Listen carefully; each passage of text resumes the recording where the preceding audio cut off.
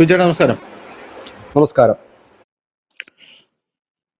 ഇപ്പോ ഇന്നത്തെ ഏറ്റവും വലിയ വാർത്ത എന്ന് പറയുന്നത് യുദ്ധം ആരംഭിച്ചിരിക്കുന്നു. അഫ്ഗാനിസ്ഥാനും പാകിസ്ഥാനും തമ്മിലാണ് യുദ്ധം ആരംഭിച്ചിരിക്കുന്നത്. പാകിസ്ഥാൻ ഞെട്ടിപ്പോയി എന്നാണ് സത്യം പറഞ്ഞാൽ ഇപ്പോൾ പാശ്ചാത്യ മാധ്യമങ്ങളും നമ്മുടെ നാഷണൽ മീഡിയാസും അടക്കം റിപ്പോർട്ട് ചെയ്തിരിക്കുന്നത്. അഫ്ഗാനിസ്ഥാൻ ആക്രമണത്തിൽ ഞെട്ടിപ്പോയ പാകിസ്ഥാൻ വീണ്ടും വ്യോമാക്രമണം നടത്തി. 70-ലധികം താലിബാനികളെ വധിച്ചതായി അവകാശപ്പെട്ടു എന്നാണ് റിപ്പോർട്ടുകൾ വരുന്നത്. എന്തായാലും ഇപ്പോ 15 പോസ്റ്റുകൾ അടക്കം രാവിലെ പിടിച്ചെടുത്തുകൊണ്ടാണ് യുദ്ധം ആരംഭിച്ചത്. പാകിസ്ഥാനും അഫ്ഗാനിസ്ഥാനും തമ്മിൽ വലിയ ഒരു യുദ്ധമായി ഇത് മാറുമെന്നാണ് ഇപ്പോൾ വിദഗ്ധരെല്ലാം പറഞ്ഞുകൊണ്ടിരിക്കുന്നത്. പക്ഷേ അതല്ല ഇവിടുത്തെ വിഷയം. ഇവിടുത്തെ വിഷയം ഇന്ത്യൻ പ്രധാനമന്ത്രി നരേന്ദ്രമോദി ഇസ്രായേലിൽ പോയ ശേഷമാണ് യുദ്ധം ആരംഭിച്ചിരിക്കുന്നത് എന്നുള്ളതാണ് ഇവിടുത്തെ വിഷയം. അങ്ങനെ ചില കോൺസ്പിറസി തിയറീസ് ഇപ്പോൾ പരക്കുന്നുണ്ട്.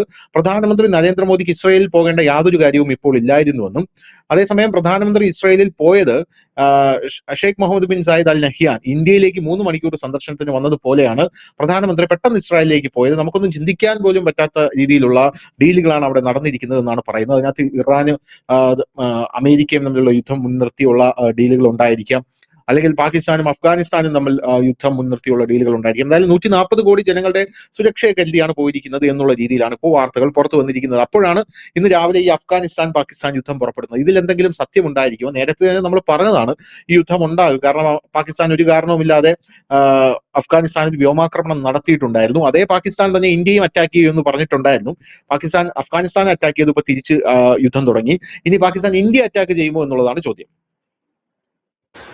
നരേന്ദ്രമോദി ഇസ്രായേലിൽ തിരക്കിട്ട് പോയത് എന്തിനാണെന്നുള്ള ചോദ്യം ലോകത്തിന്റെ പല ഭാഗത്തുനിന്നും ഉയരുന്നൊരു ചോദ്യമാണ്. ശരിയാണ്, നമുക്ക് ആലോചിച്ചു കഴിഞ്ഞാലും ഇപ്പോൾ അവിടെ പോകേണ്ടതായ ഒരു സാഹചര്യമില്ല. ഒരു വ്യാപാര കരാറാണെങ്കിൽ പോലും അതിന് അതിൻ്റെതായ ഒരു ഫോർമാറ്റും കാര്യങ്ങളുമുണ്ട്. ഇത് ഒരു പെട്ടെന്നൊരു സുപ്രഭാതത്തിൽ ബെഞ്ചമിൻ നെതന്യാഹു പ്രഖ്യാപിക്കുന്നു അടുത്ത ആഴ്ചയിൽ പ്രധാനമന്ത്രി നരേന്ദ്രമോദി വരുമെന്ന് പറയുന്നു. അദ്ദേഹം അവിടെ പോകുന്നു. അവിടെ നടന്നത് ചില വൈകാരിക പ്രകടനങ്ങളാണ് നമ്മൾ കണ്ടത്. അത് പ്രധാനപ്പെട്ട കരാറുകൾ എന്തെങ്കിലും ഒപ്പുവെച്ചിട്ടുണ്ടോ എന്നുള്ള കാര്യത്തിൽ നമുക്ക് സംശയമുണ്ട്. കാരണം അങ്ങനെ ഒരു പ്രധാനപ്പെട്ട കാര്യങ്ങൾ, പ്രധാനമായും കൃഷി, വാണിജ്യം, വ്യവസായം, AI ടെക്നോളജി, സാങ്കേതിക വിദ്യ, പ്രതിരോധം തുടങ്ങിയ കാര്യങ്ങളിലൊക്കെ ഒരു പ്രാഥമിക കരാർ മാത്രമാണ് ഒപ്പുവെച്ചത്. പാശ്ചാത്യ മാധ്യമങ്ങൾ അതിനെക്കുറിച്ച് മുൻപ് പറഞ്ഞുകൊണ്ടിരുന്നത് ബെഞ്ചമിൻ നെതന്യാഹുവിന്റെ പൊളിറ്റിക്കലായി അദ്ദേഹം അല്പം തകർച്ച നേരിടുകയാണ്. അതായത് ഇസ്രായേലിൽ തന്നെയുള്ള ചില വലിയ പ്രതിഷേധങ്ങളും മറ്റുമൊക്കെ ബെഞ്ചമിൻ നെതന്യാഹു നേരിടുന്നുണ്ട്. ആ ഒരു സാഹചര്യത്തിൽ പരിണതപ്രജ്ഞനായ രാഷ്ട്രീയ തന്ത്രശാലിയായ ബെഞ്ചമിൻ നെതന്യാഹു നരേന്ദ്രമോദിയെ പോലെ ഒരു വലിയ രാജ്യത്തിന്റെ വലിയ നേതാവിനെ അവിടെ എത്തിച്ചുകൊണ്ട് തന്റെ ഇമേജ് ബിൽഡപ്പ് ചെയ്യാൻ ശ്രമം നടത്തിന്റെ ഭാഗമായിട്ടാണ് നരേന്ദ്രമോദിയെ വിളിച്ചത് എന്നാണ് അന്ന് പാശ്ചാത്യ മാധ്യമങ്ങൾ പറഞ്ഞത്. പക്ഷെ നമ്മളടക്കം ചില മാധ്യമങ്ങൾ പറഞ്ഞത് അങ്ങനെ ആയിരിക്കാൻ യാതൊരു സാധ്യതയുമില്ല. കാരണം ഒരു വലിയ യുദ്ധത്തിന് ഇന്ത്യ തയ്യാറെടുക്കുന്നു എന്നുള്ളതാണ്. ഏതായാലും ഇന്നലെ നമ്മുടെ കരസേനാ മേധാവി പറഞ്ഞൊരു കാര്യമുണ്ട്. ഓപ്പറേഷൻ സിന്ദൂർ അവസാനിച്ചിട്ടില്ല, ഞങ്ങൾ ഇപ്പോഴും അതിന്റെ മുന്നൊരുക്കത്തിലാണ്, ഏതു സമയവും ഉണ്ടാകാം. ഇനിയുള്ള ആക്രമണത്തിൽ ഞങ്ങൾ ചില പ്രത്യേക കേന്ദ്രങ്ങളല്ല ലക്ഷ്യമാക്കുന്നത്, പ്രധാനപ്പെട്ട താവളങ്ങളും സ്ഥാപനങ്ങളും അടക്കം ഞങ്ങൾ അടിച്ച് നശിപ്പിച്ചു കളയും. ആണവായുധം പറഞ്ഞു വരട്ടണ്ട, ഞങ്ങളെ സമ്പൂർണ്ണമായി നിങ്ങളെ തകർക്കാനുള്ള ഒരു മുന്നൊരുക്കമാണ് നടക്കുന്നത് എന്നാണ് അദ്ദേഹം പറഞ്ഞത്. അതുകൂടാതെ തന്നെ പൊക്രാനിൽ വലിയ രീതിയിലുള്ള സൈനിക അഭ്യാസമാണ് ഇപ്പോൾ നടന്നു വരുന്നത്. ഇന്നിപ്പോ 27 ഇന്ന് വൈകുന്നേരത്തെ വലിയ വ്യോമ അഭ്യാസത്തോടു കൂടിയാണ് അത് അവസാനിക്കുന്നത്. പൊക്രാൻ എന്ന് പറയുമ്പോൾ നമുക്കറിയാം ബോർഡറാണ്, പാകിസ്ഥാൻ ബോർഡറാണ്. അപ്പോൾ നോട്ടാമൊക്കെ പ്രഖ്യാപിച്ചിട്ടുണ്ട്. അവിടെ തേജസ് ഉൾപ്പെടെയുള്ള റഫേൽ ഉൾപ്പെടെയുള്ള വിമാനങ്ങളെ അണിനിരത്തിക്കൊണ്ട് വലിയ ഒരു സൈനിക അഭ്യാസമാണ്. അപ്പോൾ നമുക്കറിയാം ഓപ്പറേഷൻ സിന്ദൂറിന് ശേഷം മുൻപൊക്കെ എന്ന് പറഞ്ഞാൽ നമ്മൾ സൈനിക അഭ്യാസം നടത്തുന്നത് വളരെ നീണ്ട കാലയളവിന് ശേഷമൊക്കെ ആയിരിക്കാമെങ്കിൽ ഇപ്പോൾ ഓപ്പറേഷൻ സിന്ദൂർ കഴിഞ്ഞതിന് ശേഷം ഇതിപ്പോ 6ാമത്തെയോ 7ാമത്തെയോ സൈനിക അഭ്യാസമാണ് ഇപ്പോൾ ഈ പാകിസ്ഥാൻ ബോർഡറിൽ നടക്കുന്നത്. അതായത് ഇന്നലെ കരസേനാ മേധാവി പറഞ്ഞ ഞങ്ങൾ അതിനുള്ള പ്രാക്ടീസ്, ഞങ്ങൾ അതിന് സജ്ജമായിരിക്കുകയാണ്, അതിനുള്ള മുന്നൊരുക്കങ്ങൾ ഞങ്ങൾ നടത്തി കഴിഞ്ഞു, ഒരു വലിയ അടിക്ക് വേണ്ടിയിട്ടുള്ള മുന്നൊരുക്കം നടത്തി കഴിഞ്ഞു. ഇനി എന്തെങ്കിലും തരത്തിലുള്ള പ്രകോപനം ഉണ്ടായാൽ, കാരണം നിങ്ങൾ സാധാരണ ചെയ്യുന്ന ഭീകരവാദികൾ ഉപയോഗിച്ചിട്ടാണ്, നിങ്ങൾ നേർക്കുനേർ വരാത്ത ആൾക്കാരാണെന്ന് ഞങ്ങൾക്കറിയാം.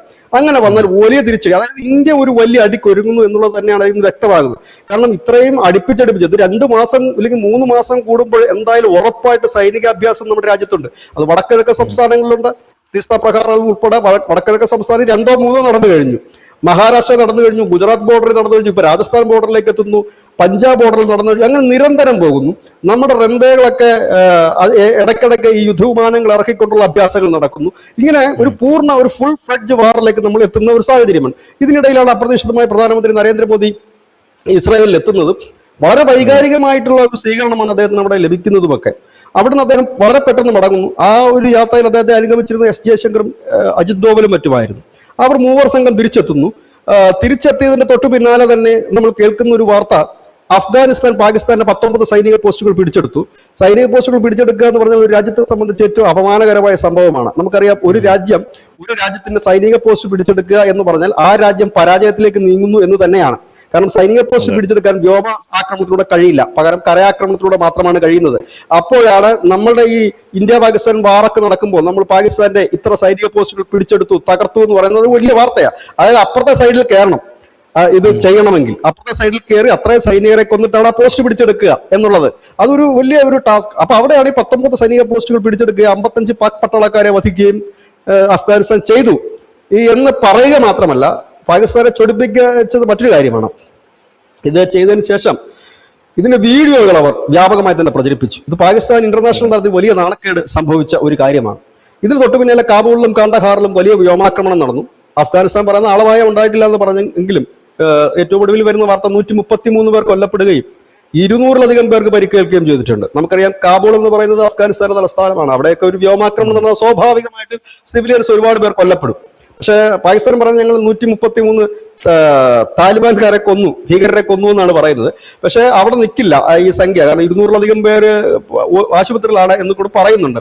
അപ്പോൾ ഒരു പക്ഷേ 150-ന് മേളിൽ പോകാനുള്ള സാധ്യതകൾ നിലവിലുണ്ട്. ഇതിപ്പോ അഫ്ഗാനിസ്ഥാൻ പറഞ്ഞെങ്കിൽ മാത്രമേ അതിന്റെ കൃത്യത അവർക്ക് അറിയാൻ കഴിയുള്ളൂ.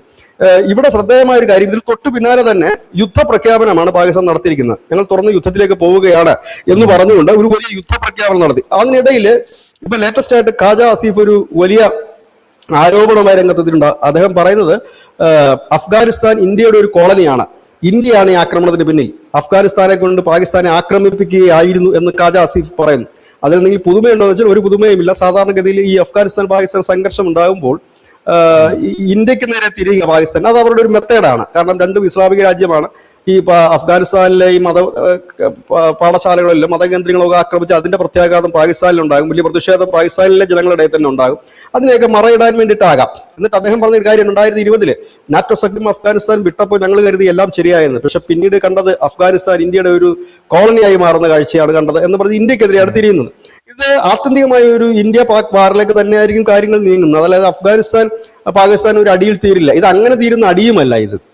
കാരണം അഫ്ഗാനിസ്ഥാനും പാകിസ്ഥാനും നമ്മൾ സൈന്യത്തെ താരതമ്യം ചെയ്യുമ്പോൾ പാകിസ്ഥാന്റെ അത്ര സംഘടിതമായ ഒരു സൈന്യമൊന്നും അല്ല അഫ്ഗാനിസ്ഥാന്റെ. പക്ഷെ അവർക്ക് അറിയാവുന്ന പണി ഗറില്ല യുദ്ധമുറകളാണ്.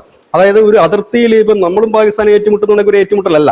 കാരണം അവർക്ക് വ്യോമ സംവിധാനങ്ങളില്ല, വ്യോമ വിമാനങ്ങളില്ല, അങ്ങനെയൊക്കെയുള്ള ഒരുപാട് പരിമിതികൾ അവർക്കുണ്ടെങ്കിൽ പോലും പാകിസ്ഥാനിൽ നിരന്തരം ആക്രമണങ്ങൾ സംഘടിപ്പിക്കാൻ അഫ്ഗാനിസ്ഥാന് കഴിയും. ഇതാണ് പാകിസ്ഥാനെ ടെൻഷൻ എടുപ്പിക്കുന്ന ഒരു കാര്യം. കാരണം ഒരു സൈഡിൽ ബലൂചിസ്ഥാൻ ലിബറേഷൻ ആർമി, മറ്റു സൈഡിൽ ഖൈബർ പഖ്തൂൺഖ്വ തെഹ്രീക്ക് താലിബാൻ അടക്കം വലിയ പ്രശ്നങ്ങൾ ഉണ്ടായിക്കൊണ്ടിരിക്കുമ്പോൾ ഈ താലിബാനെ കൂടെ വെറുപ്പിച്ച് കഴിഞ്ഞിട്ട് പാകിസ്ഥാനിലെ അനവധി ചാവേർ സ്ഫോടനങ്ങളും ബോംബ് സ്ഫോടനങ്ങളും പ്രധാനപ്പെട്ട ആളുകളെയൊക്കെ തട്ടിക്കളയുന്ന രീതിയിലേക്കൊക്കെ കാര്യങ്ങൾ പോയാൽ ആഭ്യന്തരമായി വലിയ സംഘർഷം തന്നെ ഉണ്ടാകും. ഇതിന്റെ പശ്ചാത്തലത്തിൽ ഇപ്പോൾ സൗദി അറേബ്യയുടെ ഒരു സഹായം നേടിയിരിക്കുന്നു പാകിസ്ഥാൻ. എത്രയും പെട്ടെന്ന് ഇതിൽ ഇടപെടണം, ഈ പ്രശ്നങ്ങൾ തീർക്കണമെന്ന് പറഞ്ഞു. സൗദി എത്രത്തോളം ഇടപെടുമെന്ന് അറിയത്തില്ല. സൗദി അറേബ്യ എന്ന് പറയുമ്പോൾ ഇപ്പോൾ പാക് നാറ്റോയുടെ ഭാഗം കൂടിയാണ്, അറബ് നാറ്റോയുടെ ഒരു ഭാഗമാണ്. അപ്പൊ അത് അവര് ഇടപെടുമോ എന്നറിയില്ല. മുമ്പും നമ്മൾ കണ്ടതാണ്, അഫ്ഗാനിസ്ഥാൻ പാകിസ്ഥാൻ ഈ ക്ലാഷ് ഉണ്ടായപ്പോൾ ആദ്യം ഇടപെട്ടത് സൗദി ആണെങ്കിലും അവരൊരു ചർച്ച കൊണ്ട് നിർത്തി. പിന്നീട് ഒമാൻ ഇടപെടുകയും തുർക്കി ഇടപെട്ടിട്ട് തുർക്കിയും പറഞ്ഞു, അങ്കാറയിലൊക്കെ വെച്ച് ഒരു ചർച്ച നടത്തിയായിരുന്നു. അപ്പൊ തുർക്കി പറഞ്ഞത് ഞങ്ങൾക്ക് ഇനി ഇതിൽ ഒന്നും ചെയ്യാനില്ല എന്ന് പറഞ്ഞു. ഒടുവിൽ ഒമാന്റെ മധ്യസ്ഥതയിലാണ് ചെറിയ വെടിനിർത്തൽ കരാർ വന്നത്. ആ വെടിനിർത്തൽ കരാറൊക്കെ മാറി ഇപ്പോൾ യുദ്ധത്തിലേക്ക് അത് തിരിഞ്ഞിരിക്കുന്നു. ഈ യുദ്ധം ആത്യന്തികമായി തിരിച്ചു വെക്കുന്ന ഇന്ത്യയിലേക്ക്. ഇവിടെയാണ് മോദിയുടെ ഇസ്രയേൽ സന്ദർശനം വീണ്ടും പുതിയ തിയറികൾക്ക് കാരണമാകുന്നത്. കാരണം നരേന്ദ്രമോദി പോയത് ഏറ്റവും ലേറ്റസ്റ്റ് ആയിട്ടുള്ള അല്ലെങ്കിൽ ഏറ്റവും മാരകമായ ആയുധങ്ങൾ വാങ്ങുന്നതിന് വേണ്ടിയിട്ടും ഒപ്പം തന്നെ ഈ ഭീകരാക്രമണ കേന്ദ്രങ്ങൾ തകർക്കാനായി ഇസ്രയേലുമായി ചേർന്നൊരു സംയുക്ത നീക്കം നടത്തുന്നതിന് വേണ്ടിയിട്ടുമാണെന്നാണ് പുറത്തു വരുന്ന വിവരം. കാരണം അദ്ദേഹത്തിന്റെ പ്രസംഗം, അദ്ദേഹം പാർലമെന്റ് നടത്തിയ ഒരു പ്രസംഗമാണ്. അതിനകത്ത് വരികൾ ആണ്. അദ്ദേഹം തുടക്കത്തിൽ തന്നെ ഹമാസിനെ പേരെടുത്ത് പറയുന്നു. അതിന് തൊട്ടു പിന്നിൽ അദ്ദേഹം പറയുന്നു, ഞങ്ങൾ അന്നും ഇസ്രായേലിന്റെ ഒപ്പമാണ്, ഇന്നും ഇസ്രായേലിന്റെ ഒപ്പമാണ്, നാളെയും ഇസ്രായേലിനൊപ്പമായിരിക്കും. ഭീകരവാദത്തിനെതിരെ ഞങ്ങൾക്ക് വിട്ടുവീഴ്ചയില്ല, അതിനൊപ്പം ചേരുന്ന ആരുമായി ഞങ്ങൾ ചേരുമെന്നും കൂടി പറയുമ്പോൾ അവിടെ ബെഞ്ചമിൻ നെതന്യാഹു പറഞ്ഞ ഈ അയൺ സഖ്യത്തിന് വലിയ സാധ്യതയുണ്ട്. ഇന്ത്യ ഇസ്രായേൽ കൂടെ ചേർന്നുകൊണ്ടൊരു അയൺ സഖ്യം. ഇവിടെ ഇതൊരു ഫുൾ ഫ്ലെഡ്ജ് വാറിലേക്ക് തന്നെയായിരിക്കും ഇനി അടുത്ത ഓപ്പറേഷൻ 2.0 പോകുന്നു നമ്മുടെ സൈനിക മേധാവികൾ നേരത്തെ തന്നെ പറഞ്ഞു കഴിഞ്ഞിരിക്കുന്നു. അങ്ങനെ തന്നെ ആയിരിക്കും ഇനി മുമ്പോട്ട് പോകുന്നതും. അങ്ങനെ പോകുന്ന ഒരു സാഹചര്യം വന്നു കഴിഞ്ഞാൽ സ്വാഭാവികമായി തന്നെ ഇസ്രായേലിൽ നിന്നുള്ള ആയുധങ്ങളും അവരുടെ സാങ്കേതിക വിദ്യകളും ഒരുപക്ഷെ ഈ ഹമാസ് ഉൾപ്പെടെയുള്ള അവർക്കും തലവേദന സൃഷ്ടിക്കുന്ന ഒരു രാജ്യമാണ് പാകിസ്ഥാൻ. അവർ പറഞ്ഞത് ഇറാനിന്റെ പ്രശ്നം തീർന്നാൽ ഞങ്ങൾ അടുത്ത് ലക്ഷ്യമിടുന്ന പാകിസ്ഥാനെയാണെന്നാണ് അവർ പറഞ്ഞത്. ഇതിനിടയിൽ തുർക്കിയുടെ ഭാഗത്തു നിന്ന് ഇന്ത്യക്കെതിരെ ഒരു നീക്കം ഉണ്ടാകാതിരിക്കാൻ ഇസ്രായേലിന്റെ സഹായം ഇന്ത്യക്ക് അനിവാര്യമാണ്. ഇസ്രായേല്, സൈപ്രസ്, ഗ്രീസ് തുടങ്ങിയ രാജ്യങ്ങളുടെ സഹായം അനിവാര്യമാണ്. ഇവിടെ തുർക്കിയെ തളച്ചിടാനൊരു നീക്കമായിട്ട് നമുക്ക് അതിനെ വ്യാഖ്യാനിക്കാൻ കഴിയും. കാരണം പാകിസ്ഥാനുമായിട്ടൊരു ഫുൾ ഫ്ലഡ്ജ് വാറിലേക്ക് പോയാൽ പാകിസ്ഥാനെ പരസ്യമായി പിന്തുണയ്ക്കുകയും ആയുധം നൽകുകയും ചെയ്യുന്ന രാജ്യം തുർക്കിയാണ്. ആ തുർക്കിയെ അവിടെ പൂട്ടിക്കെട്ടി കിടന്നാൽ അവിടെ നിന്ന് ഇങ്ങോട്ടേക്ക് വരവ് അല്പം ബുദ്ധിമുട്ടേറിയതാകും. പ്രത്യേകിച്ച് നിലവിൽ അവിടുത്തെ കടലില് ഈ പാർട്ടികളെല്ലാം തമ്മിൽ ഒരിഞ്ഞ് അടി നടക്കുന്നതാണ്. സൈപ്രസും ഈ പറയുന്ന ഇസ്രായേലും എല്ലാം തമ്മിൽ സംഘർഷം നിലനിൽക്കുന്ന ഒരു സമയം കൂടിയാണിത്. അതിനുള്ളൊരു നീക്കമായിരിക്കാം. കാരണം ചൈനയുടെ സഹായം പ്രത്യക്ഷത്തിൽ കിട്ടത്തില്ല, പരോക്ഷമായി കിട്ടുമായിരിക്കും. പക്ഷേ ഇവിടെ വേറൊരു പ്രശ്നമുണ്ട്. അഫ്ഗാനിസ്ഥാൻ ഇറാനെ പിന്തുണയ്ക്കുന്ന രാജ്യമാണ്. അവിടെ അത് ഏത് രീതിയിൽ പ്രതിഫലിക്കും എന്നറിയില്ല. അഫ്ഗാനിസ്ഥാനെ പിണക്കിക്കൊണ്ട് നിലവിലത്തെ സാഹചര്യത്തിൽ ചൈനയ്ക്ക് പോകാനും കഴിയില്ല. ഇങ്ങനെ നിൽക്കുന്ന ഒരു സാഹചര്യം ഇവിടെ പാകിസ്ഥാന്റെ കാര്യത്തിൽ ഒരു തീരുമാനമാകുന്നു എന്ന് തന്നെ നമുക്ക് പറയേണ്ടി വരും. അതിലേക്കുള്ള ഒരു പോക്കാണ് ഇപ്പോൾ. കാരണം പാകിസ്ഥാൻ ഇപ്പോൾ ഒരു യുദ്ധം ഇല്ലാതെ പിടിച്ചു നിൽക്കാൻ കഴിയില്ല. സാമ്പത്തികമായും മറ്റു തരത്തിലും എല്ലാം അവർ തകർന്നു കഴിഞ്ഞിരിക്കുന്നു. ഇനി ഒരു യുദ്ധമുണ്ടായി ജനങ്ങളെ കണ്ണിൽ പൊടിയിടുക എന്ന് മാത്രമേ ഉള്ളൂ. അതിനായിട്ട് അവരധികം വൈകാതെ ശ്രമം തുടങ്ങുമെന്ന് തന്നെയാണ് നമ്മൾ പ്രതീക്ഷിക്കുന്നത്. ഇന്ത്യക്കെതിരെ നമ്മുടെ സേനാ മേധാവി പറഞ്ഞത് ഇന്ത്യക്കെതിരെ യുദ്ധം ചെയ്യാനുള്ള ധൈര്യമൊന്നും അവർക്കില്ല, പകരം ഭീകരന്മാരെ ഇറക്കി വിട്ടുകൊണ്ടുള്ള പരിപാടിയായിരിക്കും. അങ്ങനെയാണെങ്കിലും ഞങ്ങൾ അടിക്കും എന്ന് തന്നെയാണ് പറഞ്ഞിരിക്കുന്നത്. അതിനകത്ത് ഞങ്ങൾക്ക് വിട്ടുവീഴ്ചയില്ല. നരേന്ദ്രമോദിയും കഴിഞ്ഞ ദിവസം പ്രസംഗിച്ചത്, ഇസ്രായേലിൽ ചെന്ന് പ്രസംഗിച്ചത് സീറോ ടോളറൻസ് ആണ്. ഭീകരവാദത്തിനെ, അവരെ പിന്തുണയ്ക്കുന്നവരെ നമുക്ക് ന്യായീകരിക്കാനോ ഇല്ലെങ്കിൽ അവരെ ഒരു ഭാഗത്ത് ന്യായീകരിക്കാൻ മറുഭാഗത്ത് അവരെ എതിർക്കുകയും ചെയ്യുന്ന സമീപനം ഞങ്ങൾക്കില്ല എന്നുകൂടി പറഞ്ഞിരിക്കും. അതുകൊണ്ട് തന്നെ ഇതിനെ നമ്മൾ ചെറുതായി കാണുന്നില്ല. ഇസ്രായേൽ മോദി പോയത് വെറുതെ അല്ല എന്ന് തന്നെയാണ് ഇതിൽ നിന്നും മനസ്സിലാക്കാൻ കഴിയുന്നത്. എന്തായാലും വരും ദിവസങ്ങളിൽ കുറച്ചുകൂടി ഒരു ക്ലാരിറ്റി ഇതിനുണ്ടാകും.